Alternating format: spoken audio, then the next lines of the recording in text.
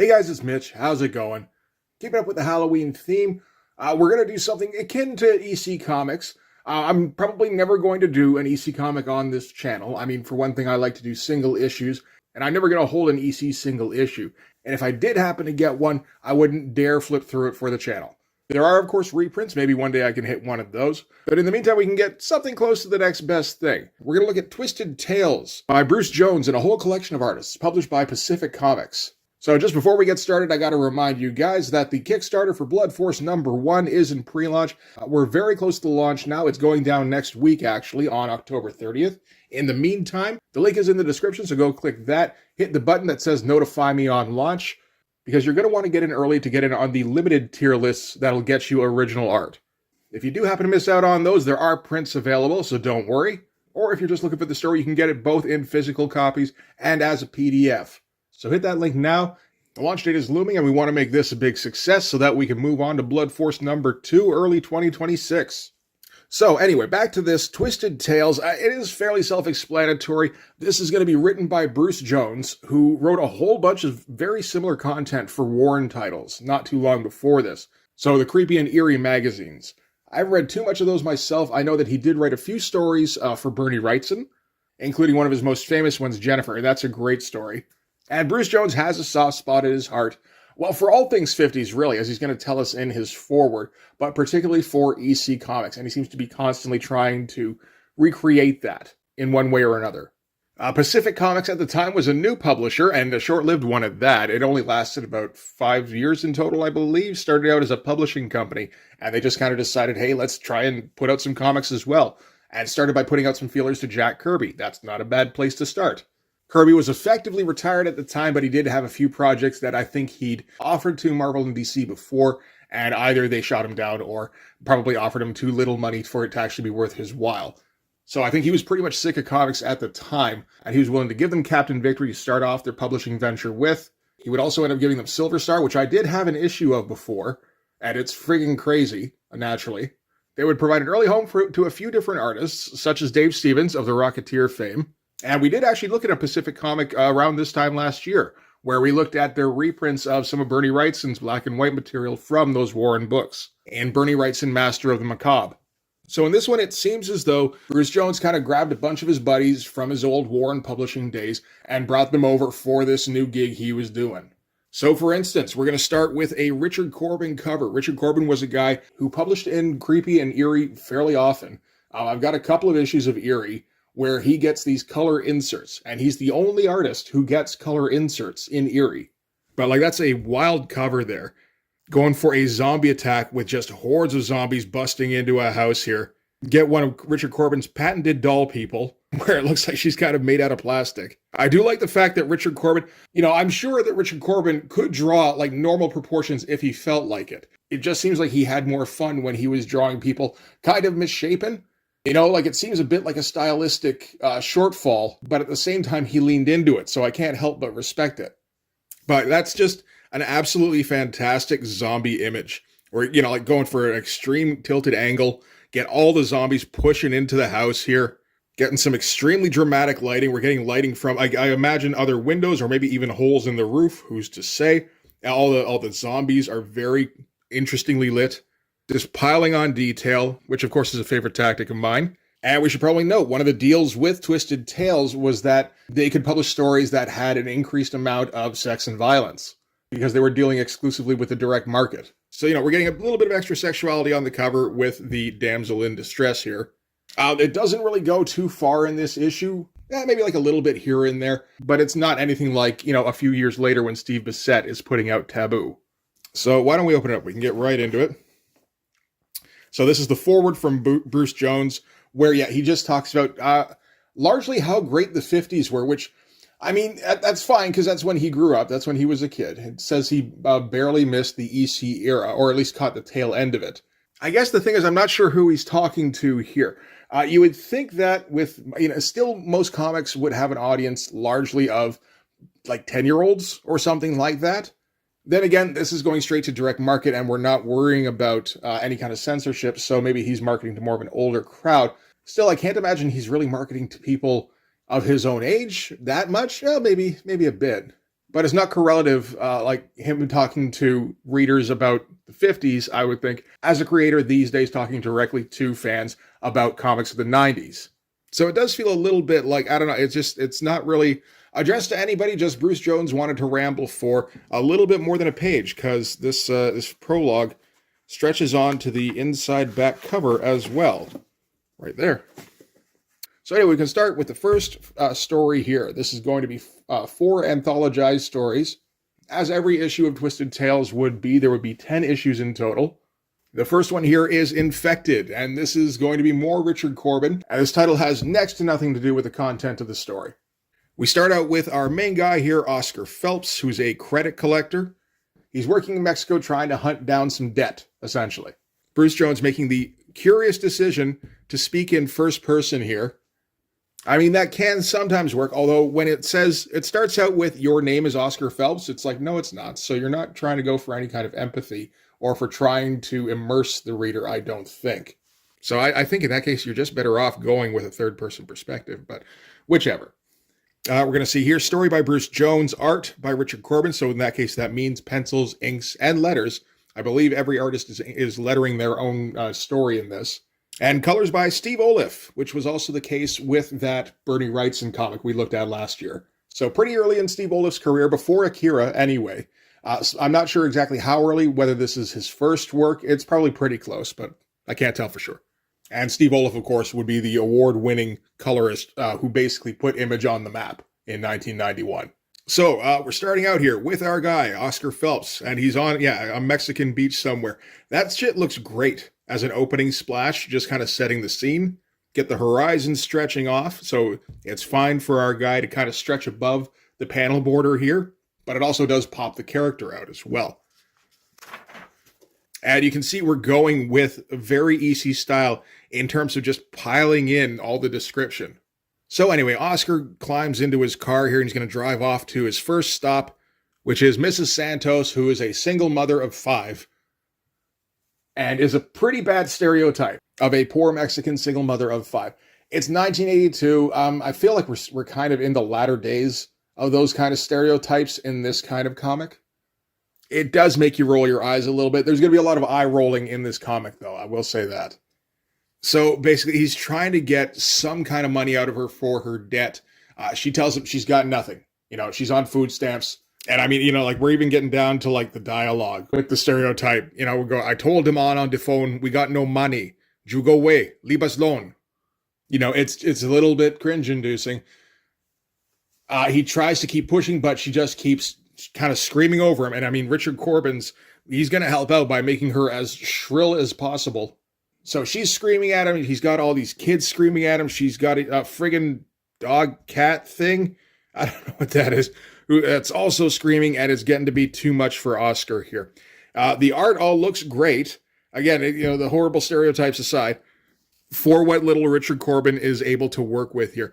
I guess it helps that he's doing his own lettering, so he can determine how much space, a word balloon needs, and he spaced it out a fair bit, really. I guess going for that EC feel.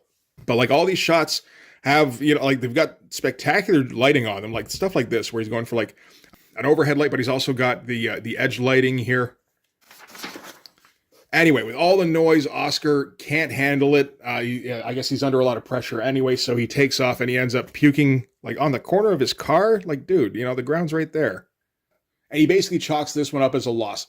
He's not going to be able to get anything out of her. He can't even stand to go back to the house right now. So he's just going to take off again. Look at the reflections he's doing in the windshield here, right? Got the clouds and what I assume is the surf down here. That's awesome looking stuff.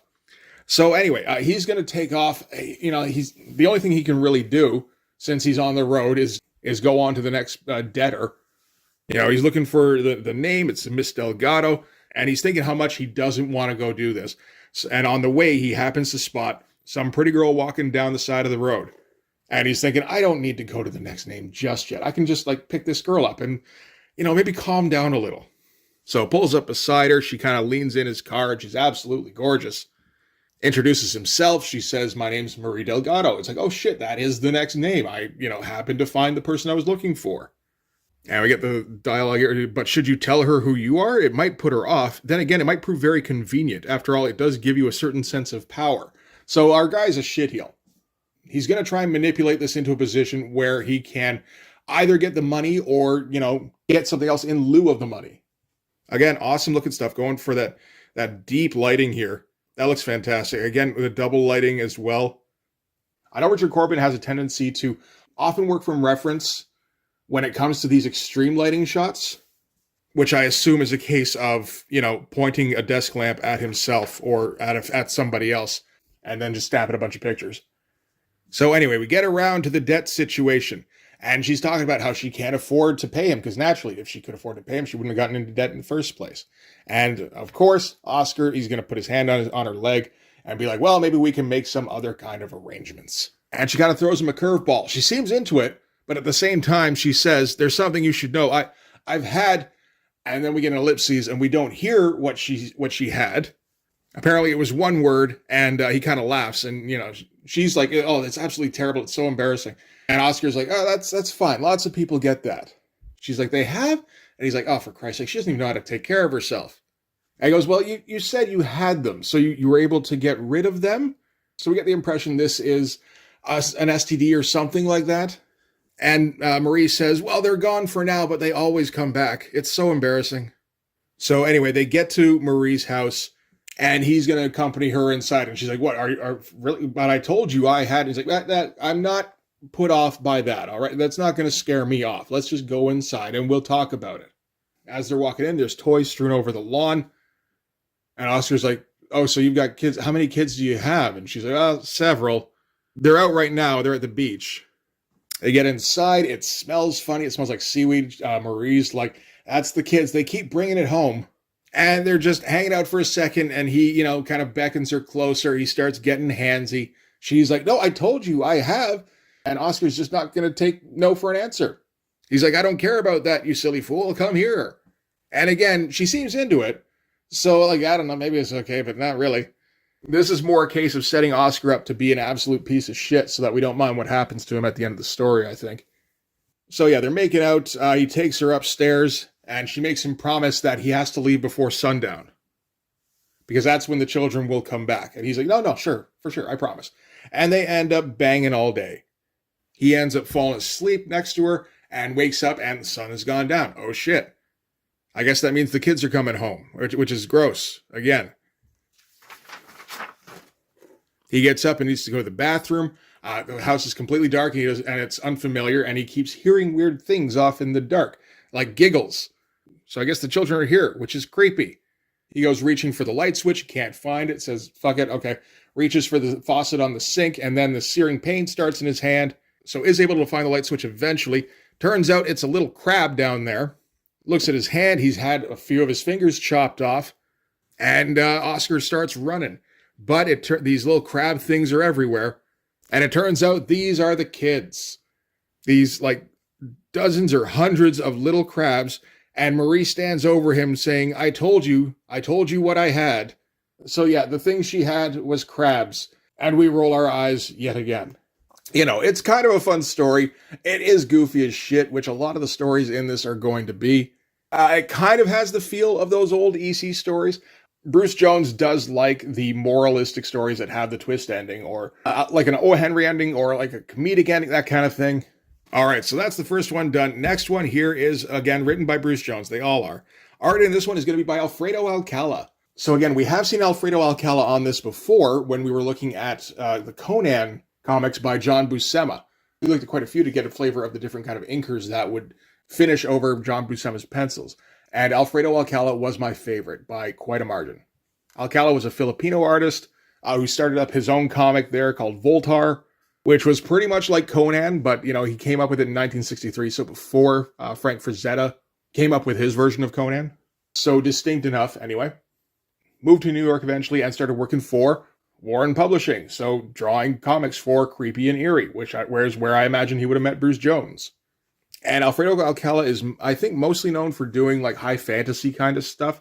It's gorgeous stuff. Looks like woodcut. It's ridiculous. This is going to be, I don't know, it doesn't have that same kind of detail as the stuff where he writes it himself, from what I've seen. This feels like a much more work for hire kind of thing. Either that or he's trying for a 50s EC feel, where the art would have been a little bit rougher. So this is art by Alfredo Alcala, lettering by Alfredo Alcala, colors by Bruce Jones. Okay. And the colors are going to be particularly garish in this story. We're going to start out with a rotting corpse kind of pushing its way up from the dirt at the bottom of a lake and starting to move. Which I'm not sure if that's the best way to start out this kind of story. But I guess if you're trying to get people interested right off the bat, that's one way to do it, because it's going to be a bit of a slow burn to get to the rotting corpse pushing itself up out of the lake. So anyway, our main character here is Sharon. Sharon is working at an all-girls summer camp, and she's kind of thinking about how life seems to be kind of passing her by. She's 29 now. She hasn't found a good man to settle down with. Meanwhile, she's looking at all these young girls who are going to be, going back to school after the summer ends, where there's all these boys that they can meet. And she's feeling a little jealous. And you get the feeling she was always one of the pretty girls, but for whatever reason, she hasn't been able to find somebody that she wants, which is basically, some good-looking rich guy. The best she can manage is the guy who runs maintenance at the camp, who's some smelly yokel who goes by the name of Willie. They like to keep coming back to the smell with Willie in particular.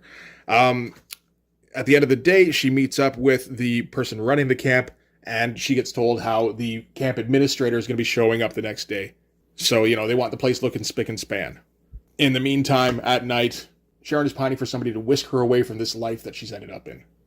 The next day, she gets introduced to the camp administrator. What do you know? It's this super dreamy guy, Mr. Lowry.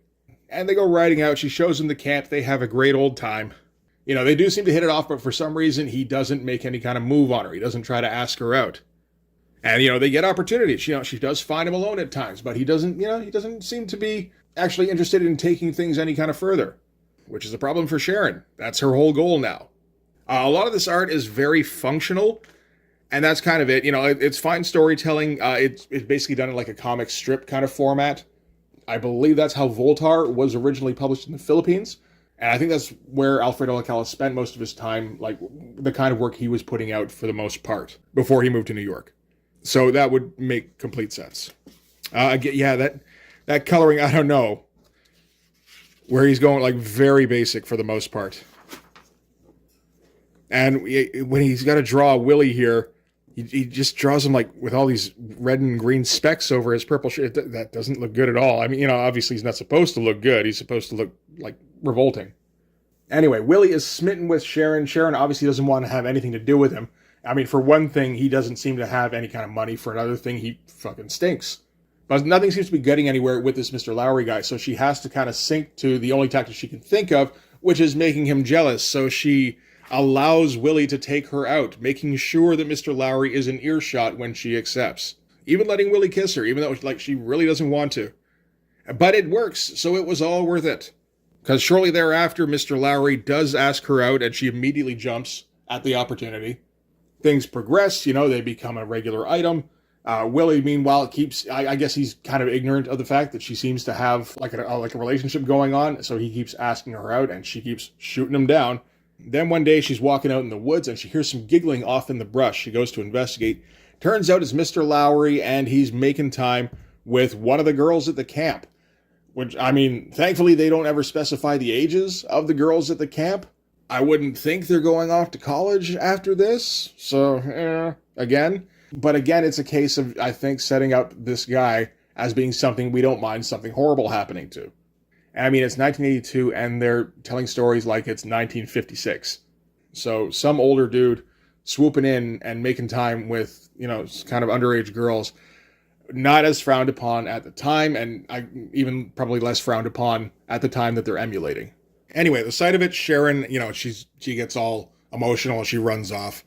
And she runs over to Willie's place because she can't think of anywhere else to go. And Willie's always nice. He adores her. And he comforts her, he puts her up, kind of showers attention on her, and eventually asks her to marry him.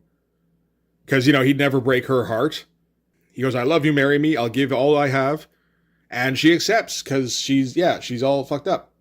And we got to move this story along, These are like 8 pages max. We can't spend too long with Sharon wrestling with moral dilemmas. So they get married immediately, and then apparently the honeymoon was not so successful, as Willie wants to take up his marital vows, and she can't go through with it because the smell is so bad. So she runs from her husband, because she married Willie, back to Mr. Lowry's arms. He might be an asshole, but damn it, he's good looking, and she doesn't know where else to go. And this is the first time Mr. Lowry's finding out that she married him, and he's like, wait a minute, do you know that you married a very rich man? And she's like, what, Willie? Don't be ridiculous. He's like, no. The land the camp was built on was owned by Willie, and the people who run the camp bought it from him. And they let him live on the premises because he doesn't know where else to go, and he's kind of a moron. But, since you're his wife now, you're kind of entitled to that money. So what we should do is enact something I read in an old EC comic one time, and you bump him off, and we collect it. And she goes along with that, because, man, she's easily convinced, it seems like. Takes Willie out for a midnight canoe ride, because, man, he loves that kind of shit. They get out to the middle of the lake. She tells him to look over the side at all the fish. And then when he does, she smacks him over the head and knocks him out of the canoe. Doesn't knock him unconscious, as she kind of wanted it to. But it kind of adds up to the same thing because, hey, Willie can't swim. So it all worked out. So having drowned in the lake, as far as they know, they're now going to wait for Willie's body to pop back up to the surface. But that doesn't happen. They wait for weeks. So without Willie being declared officially dead, she can't inherit anything. But she can go down to the bank and try to withdraw the money, which is what she's going to do. Only problem is, bank doesn't have Willie's money. Willie withdrew his money just before he disappeared, apparently. No reason for that in the story. But again, we're really running low on pages here. Like, you're seeing how fast we're having to move.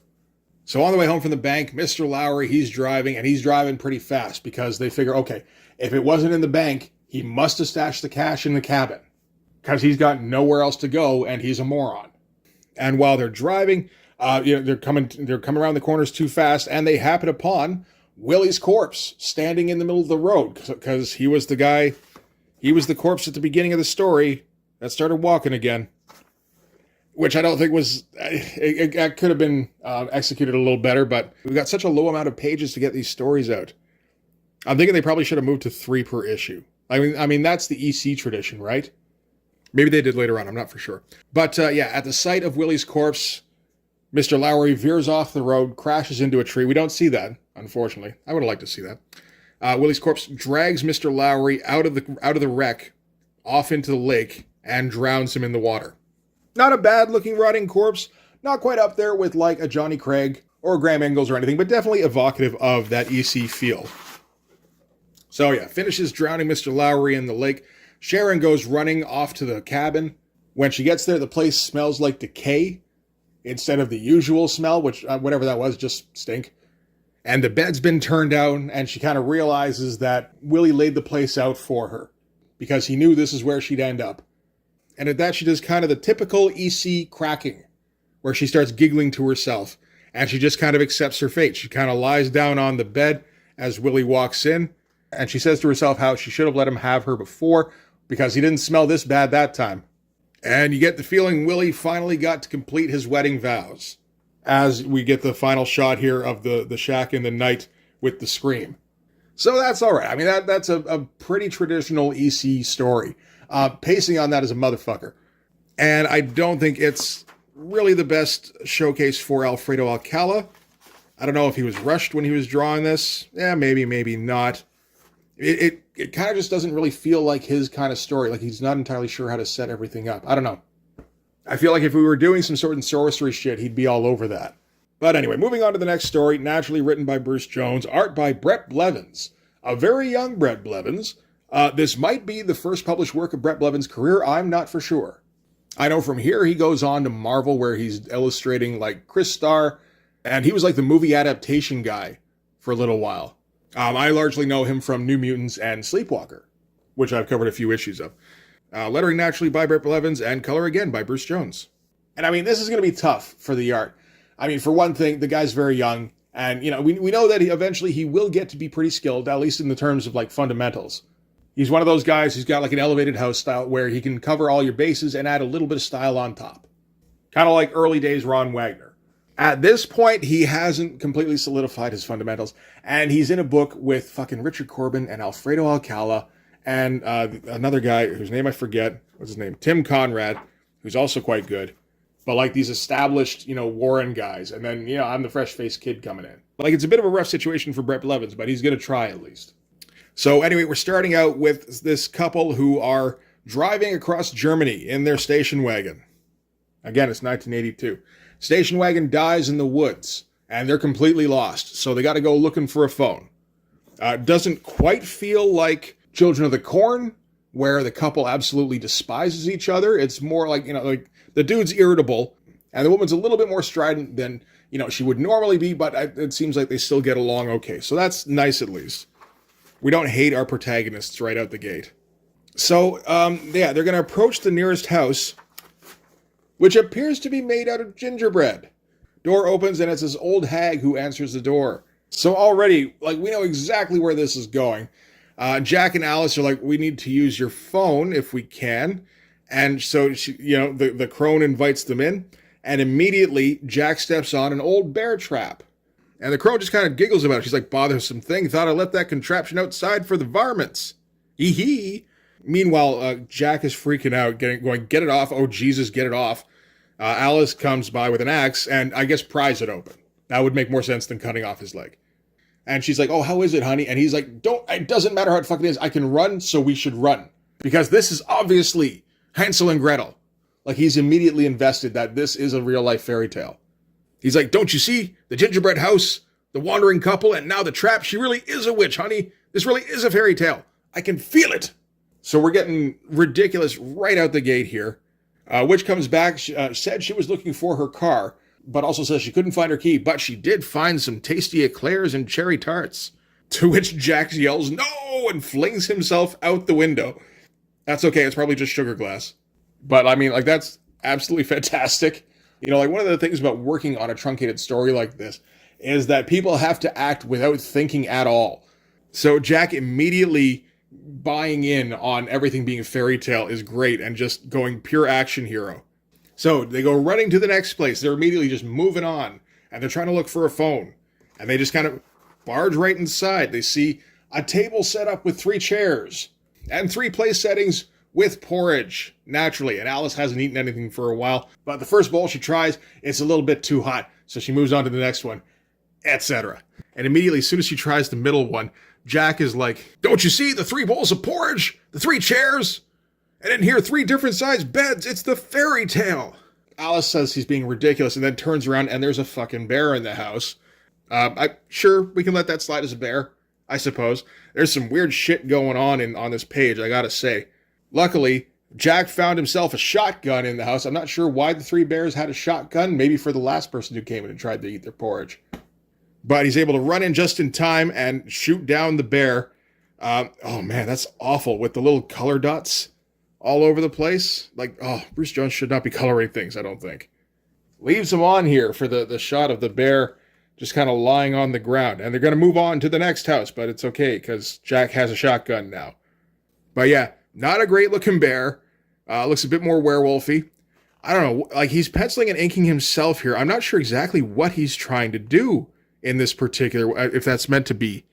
It almost looks like that's meant to be lettering, but I'm quite sure that's not the case. So it just kind of turns into a scribble, right across the middle of the panel. It's weird. The shot here of the table with the chairs almost looks good, except it doesn't work with the doorway. Again, he's still working on his fundamentals. So things like perspective, I think he doesn't quite have down. He's pretty close in some ways. A lot of this doesn't look too bad at all, really. And at this point, he's 21, 22. So yeah, it's fine. This is fine for a dude his age. So as they're running out, Alice says how she was getting cold, but Jack managed to grab a coat on his way out. So he's like, here, put this on. But then it turns out that it's a red cloak. And he's like, oh shit, this is just getting worse. And at that point, Alice has kind of had enough. She's like, just because I put on a red hooded cloak, you think that makes me Little Red Riding Hood? And I suppose this is Grandma's house, really? The next house that they stumble upon? And then Jack's just like, please, just don't go near that house. And they go inside, and sure enough, Grandma is sitting up in bed. Turns out Grandma doesn't have a phone, but the next door neighbor does. So, they should probably just move on to there. Alice doesn't feel like moving on just yet. She's exhausted from all the running from bears and witches and shit. And she's like, you go, I'll stay here with Grandma in my red hood.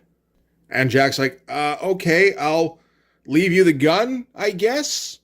Keep an eye on Grandma. And he takes off. And she's going to have a sit down with Grandma here. Where she's like, okay, yeah, I admit that there's a few similarities going on, but like these are still fairy tales we're talking about, right? And Grandma's like, well, like in your country they're fairy tales, but we're in Germany. Out here, this is what you call folklore. And she's basically telling Grandma she doesn't believe in fairy tales. This is horse shit. And Grandma's like, well, you stay here long enough, you might think different. Alice goes and looks outside again, still got her red hood on, and look, and I guess they've been there a while because the moon has risen, the full moon. And while she's out looking at it from behind her, Grandma goes, oh, hand me my glasses, would you, dear? And she's, oh, shit, do you wear glasses? I'm sorry. And, of course, she says, all the better to see you with.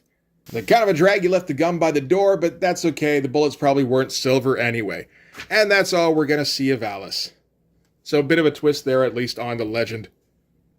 Meanwhile, Jack, he's managed to find the next house. He's got the homeowner there just kind of hanging around outside. He goes, hey, I need to use your phone. She goes, oh, sorry, my phone's out of order, actually. Tell you what, I need to go up the hill here and fetch myself a pail of water. So after that, I can drive you into town if you don't mind accompanying me up. And he goes, sure, it's a deal. By the way, my friends call me Jack. Naturally, she goes, oh, cool, my name's Jill. By the way, watch your step when we're going up this hill. There's loose rocks all over, and somebody could just break their head right open. So, yeah, I mean, that's probably the biggest eye roll so far of this entire story. I don't know what this is. Like, this is a bit too cheesy for EC, I think. I don't know, maybe not. They got a little cheesy sometimes, too. Art's, not too bad. He's able to come up with a few nice-looking panels, and he's able to hide enough of his weak points, I think. But, not the worst-looking thing, other than the color. That color looked absolutely terrible. We're going to get an ad for Elric by Roy Thomas, P. Craig Russell, and Michael T. Gilbert. This, I believe, is the first Elric that P. Craig Russell would do. And now we've got our final story here. This is All Hallows. So apart from Bruce Jones writing, this is Tim Conrad doing the art. It's not a name I'm familiar with, but apparently he did a lot of fantasy illustration. He's very good, too, from the drawings I saw. Letters by Carrie McCarthy, so they actually brought in like an official letterer for this one. And colors by Steve Olaf, so that won't be quite so god-awful this time, I think. So anyway, it's Halloween, and we've got a couple of kids meeting up. They're going to go out with their friends to do some trick-or-treating. The kids do look to be a little too old for it, or at least the one kid here does. But they're going anyway. And yeah, so Tim Conrad is going with a pretty photorealistic looking style. I'm not sure how much he's working from reference in this. Definitely on some shots. Like this shot down here, I'm quite sure. But yeah, they slowly meet up with their friends one by one. All the kids, they're a little bit too old to be trick-or-treating, but we're following them around anyway. We've got the three here. We got some great looking stuff going on too. Like going for a lot of different angles. Going long shots, going for a bird's eye view, going in for more of a mid shot, going in for a close up, kind of spinning the camera around basically, and not being afraid to show anything. Everything gets quite a bit of detail, really. Yeah, this is probably the best looking story out of this bunch, depending how you feel about the Richard Corbin. There is a bit of a Tim Bradstreet effect with some of this. I'd like to see what the original art looked like, because I feel like the transfer isn't very good in this for black and white ink to actually like printing. So anyway, the three guys here, they're going to meet up with their fourth friend on the way. They figure might as well stop in on Old Lady Thompson. She's always good for a Milky Way.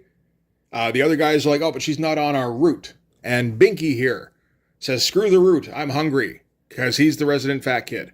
So he goes up, trick-or-treats on her door, and she reacts extremely vehemently, where she's like, oh my God, what do you want from me? I haven't done anything. And Binky's trying to be like, I'm just looking for a candy bar. She's like, leave me alone. I tell you, I'm innocent. It's none of my affair. So we're left thinking, man, this lady's fucking crazy. So anyway, they're going to, keep walking along their route, and they're going to eventually meet up with their fourth friend here. So this is Skeeter. And now they're ready to start the night in earnest. They go up to the first house, which is the Kittner's place. They know that they're always good for donuts, ring the bell, and yell trick or treat, which absolutely terrifies the Kittners. And, answer the door. They're like, oh yeah, no, we got your donuts. Take all you want. Just, please leave. Go up to the next one, yell trick or treat. And the guy opens the door and goes, dear God. So we're starting to get the impression that that first lady who opened the door, maybe she wasn't crazy. Maybe there's something up with these kids. Move on to the next one. It's Mrs. Collins. And again, she's absolutely terrified. And apparently Binky isn't too happy with the candy she's presenting. He's like, you serve the same old junk every year. I'm tired of it. And she's like, I can make you a sandwich or something. He's like, how about a hamburger? And that's when her husband busts in and starts going, "You think you can terrorize the whole neighborhood? You think you can do this to us every year?" And he goes, "He was our only son, our only boy. I won't let you hurt the others. I won't let you." Again, we're just kind of like wondering what the hell's even going on. But that is enough to push the kids out the door again. As they're leaving, Mr. Collins yells, first the Smiths, then the Millers, then the Kittners, then the Boatners. "Last year it was me. Who's next, huh? When will you stop this?" And they reply with, "When we're through, Mr. Collins." So they seem to be on some kind of mission. Again, this art, though, it's pretty good for going maybe a little bit too hard with the photorealism. But you certainly can't say that he's like slacking in any way. And again, the shots he's coming up with, a lot of them are pretty nice. Anyway, they arrive at the house of the Hathaways, and the Hathaways, again, are terrified to see them. And they immediately say, "No, he's gone to visit his grandparents. He's gone, but we've got lots of nice candy." And the kids are like, "We're not here for candy, Mrs. Hathaway." She goes, "Please, just one more year. Let us have him one more year." And one of the other kids here goes, "You got another son, Mrs. Hathaway. You're lucky." And they're looking for Eddie in particular. So down comes Eddie with his dad carrying him. He's like, here he is. Take him and get the fuck out." Mrs. Hathaway's like, "Don't let him take him." Mr. Hathaway's like, "It's no good. They'll just keep coming back. They'll follow us everywhere. You know what happened when the others resisted." So yeah, apparently these kids have been terrorizing this neighborhood for a little while now and taking off certain kids, very particular kids. And they're going to take Eddie to what I believe is Skeeter's old place. Skeeter's the guy in the sheet, the ghost sheet. So apparently whatever happened, it was a prank 7 years ago. He was the new kid in town. They left some trash on his doorstep. So probably like a flaming bag of dog shit or something. And somehow it ended up burning down the entire house with Skeeter inside. He pulls off his sheet and he's all burned up. So now they're going to fucking burn up Eddie. They fucking douse him in kerosene and light him up and then just walk away. And that's kind of the end of that. Yeah, no, that's kind of where that ends. Skeeter gets walked home and I assume their job is done. That seems to be the case. Anyway, that's kind of it for the story. We get some ads for other Pacific comics, though. Another issue of Twisted Tales coming out with a Bernie Wrightson cover. I believe one of the issues would eventually have Bernie Wrightson art in it. And then something called Alien Worlds, which, that's a hell of a cover anyway. But yeah, that's Twisted Tales #1.